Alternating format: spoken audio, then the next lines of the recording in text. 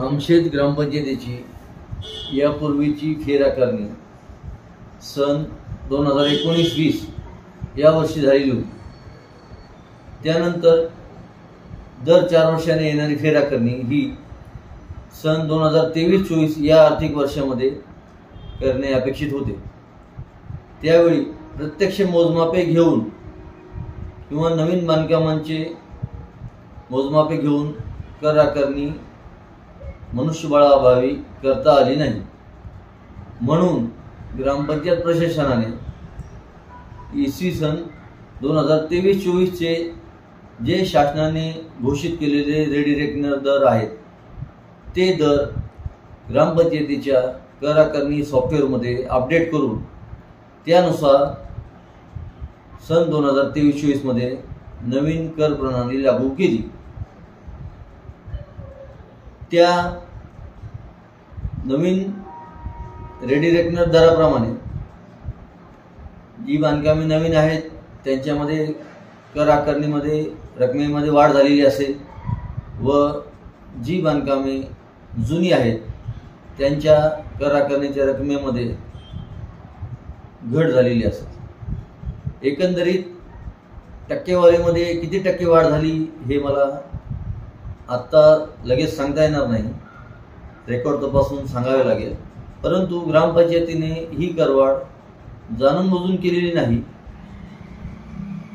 महाराष्ट्र शासनाची जी अधिसूचना आहे डिसेंबर 2015 मध्ये त्यामध्ये कर व फी सुधारणा अधिनियम लागू केलेला आहे। त्यानुसार दर 4 वर्षांनी त्या वर्षीचे रेडी रेकनर दर सॉफ्टवेअरमध्ये किंवा कर आकारणी रजिस्टरमध्ये समाविष्ट करून त्याचे अपडेशन करून त्यानुसार त्या वर्षापासून पुढील 4 वर्षापर्यंत कर आकारणी लागू होते। परंतु लोकांचं असं म्हणणं आहे की त्या दिवशी जे पत्रकार परिषद झाले त्याच्यामध्ये असं म्हणणं आलं लोकांचं की जे 30% करवाढ केलेली आहे आणि ती 30% करवाढ ग्रामपंचायती करताना ग्रामस्थांना कुठल्याही विश्वासात घेतलेलं नाही। सदरचे रेडी रेकनर दर लागू करणे हे ग्रामपंचायतीसाठी अनिवार्य म्हणजेच कंपल्सरी असते।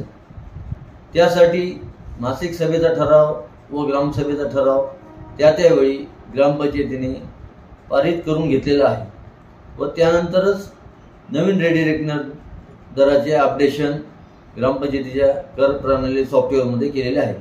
अजून एक त्यांच्यामध्ये नागरिकांचा असा प्रश्न होता की ज्या पद्धतीने करवाढ होत आहे त्या पद्धतीने आम्हाला सुविधा भेटत नाही आहे, म्हणजे मुतारीची सुविधा असेल किंवा ते बाकीच्या सांडपाण्याची सुविधा असेल किंवा पाण्याची सुविधा असेल त्याप्रमाणे मध्ये व्यवस्थित भेटत नाही आहे, तर त्याच्या संदर्भामध्ये आपण काय सांगणार?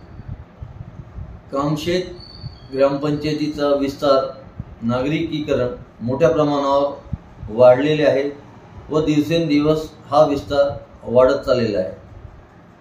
गाव हे मोठ्या बाजारपेठेचे गाव असून तालुक्यामध्ये लोकसंख्येने व बाजारपेठेने सर्वात मोठी ग्रामपंचायत आहे। त्यामुळे आजूबाजूच्या परिसरातील नागरिक किंवा तालुक्यात नोकरीवर असणारे नागरिक, रेल्वे विभागात नोकरीवर असणारे नागरिक या ठिकाणी प्लॉट घेऊन बांधकाम करतात, त्यांचे वास्तव्य करतात। दिवसेंदिवस लोकसंख्येचे प्रमाण व घरांची संख्या वाढत असल्यामुळे ग्रामपंचायतीला पुरेशा प्रमाणात निधी उपलब्ध नसल्यामुळे त्यांना नागरी सुविधा देणे जिकिरीचे होऊन बसलेले आहे। तसेच जे कर वसुलीचे प्रमाण आहे ते पण कमी असल्यामुळे ग्रामपंचायतीला 100% सोयी सुविधा देणे निश्चितच अवघड होऊन बसले आहे। त्यातून सुद्धा सध्याचे विद्यमान सरपंच, उपसरपंच व ग्रामपंचायत कमिटी हे माननीय आमदार श्री सुनील शेळके साहेब यांच्या निधीच्या माध्यमातून किंवा त्यांच्या प्रयत्नातून वेगवेगळ्या योजना, वेगवेगळे प्रकल्प, वेगवेगळी विकास कामे मंजूर करण्याचा व ती पूर्ण करून घेण्याचा प्रयत्न करीत आहेत। आपल्याकडे संपूर्ण गावासाठी, वाडी वस्तीसाठी व संपूर्ण नवीन वसाहतीसाठी पाणी पुरवठा योग्य प्रमाणात सुरळीतपणे व्हावा यासाठी जलजीवन मिशन अंतर्गत मोठ्या पाणीपुरवठा योजनेचे काम सुरू आहे. ते काम आता सध्याच्या परिस्थितीत 60% पूर्ण झालेले आहे. येत्या 6 महिन्यामध्ये ते काम 100% पूर्ण होईल.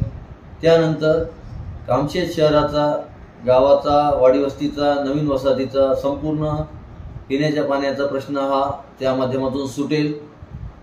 आणि बाकीची जी विकास कामं आहेत ती सुद्धा ग्रामपंचायत वेगवेगळ्या माध्यमातून पूर्ण करून घेण्यासाठी प्रयत्न करीत आहे. देशमुख साहेब, आपल्या आत्ता ग्रामपंचायतीमध्ये किती थकबाकी आहे, किती टक्के थकबाकी आहे, किती टक्के वसूल झालेली आहे? गेल्या 5 वर्षाचा आराखडा काय देऊ शकता का तुम्ही?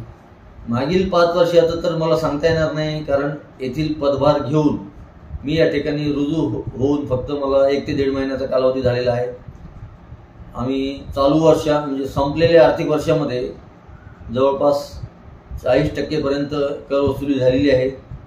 अजून 60% थकबाकी आहे. तर ती आणि बऱ्याच लोकांचा असा गैरसमज झालेला आहे, नागरिकांचा, गावकऱ्यांचा असा गैरसमज झालेला आहे की ग्रामपंचायतीने फार मोठ्या प्रमाणात किंवा भरमसाठ करवाढ केलेली आहे. एकंदरीत तसं काही घडलेलं नसून फक्त 4 वर्षानंतर येणाऱ्या फेराकरणीच्या प्रोसेसमध्ये जे रेडी रेकनरचे दर आहेत त्या रेडी रेकनरचे दर भांडवली मूल्य, इमारतीचे भांडवली मूल्य निश्चित करण्यासाठी ते लागू केल्यामुळे त्या ठिकाणी कमी जास्त प्रमाणात करवाढ झालेली आहे. ती शासन नियमाप्रमाणे आहे. ती ग्रामपंचायतीने जाणून केलेली नाही. ती ग्रामपंचायतीने स्वतःच्या अधिकारात केलेली नाही. शासनाची जशी अधिसूचना आहे त्यानुसारच ते रेडी रेकनर दर लागू केलेले आहेत. आत्ता खरं तर काल एका नागरिकाने प्रश्न उपस्थित केला असा की काही लोकांनी थकबाकी केलेली आहे, 5-5, 10-10, 20-20 वर्षाची त्यांची थकबाकी आहे, 15-15 वर्षाची थकबाकी आहे. आणि ती थकबाकी आत्ता दिल्यानंतर ते लोक ह्याच्यामध्ये जातात, ग्रामपंचायतीमध्ये जाऊन त्याचे काहीतरी हे करून घेतात आणि नंतर त्यांना सूट भेटते काय. तर मग त्याच्या संदर्भामध्ये आत्ता जी नवीन थकबाकी झालेली आहे, हे झालेली आहे, करवाढ झालेली आहे, तर तिचं कसं काय होणार? ग्रामपंचायत कराची थकबाकी ही कुणाचीही नावे असेल, म्हणजे सर्वसामान्य नागरिक असू द्या, व्यापारी असू द्या, हॉस्पिटल असू द्या, व्यावसायिक गाळे असू द्या, किंवा राजकीय पुढारी असू द्या, किंवा अजून कोणी असू द्या, नोकरदार असू द्या, कुठल्याही घरपट्टीच्या रकमेमध्ये सूट मिळत नसते. सूट देण्याचा अधिकार ग्रामपंचायतीला नाही. शासनाने तशी काही तरतूद ठेवलेली नाही. अजिबात कुठल्याही खातेदारकाला कोणत्याही घरपट्टीच्या किंवा कराच्या रकमेमधून सूट मिळत नाही. संपूर्ण 100% रक्कम भरावी लागते, दंडासहित भरावी लागते. त्याला वर्षाला ठराविक दंड असतो, त्याला 5% दंड असतो. नोटीस फीचा दंड वेगळा असतो. इतर काही नोटिसा दिलेल्या त्यांचा पण दंड वेगळा असतो. त्यामध्ये सूट मिळत नाही. कुणाचीही घरपट्टी माफ केल्या जात नाही किंवा कुणालाही सूट दिली जात नाही, देऊ शकत नाही.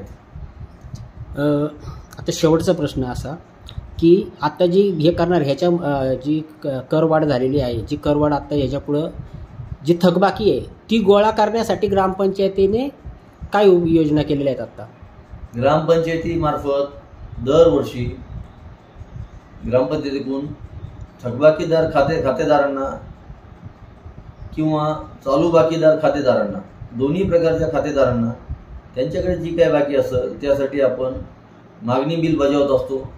आपल्याकडे कॉम्प्युटराइज छापील बिल असते, त्याच्यामध्ये त्यांना सविस्तर येते मागील बाकी किती, चालू वर्षाची किती, एकूण रक्कम किती.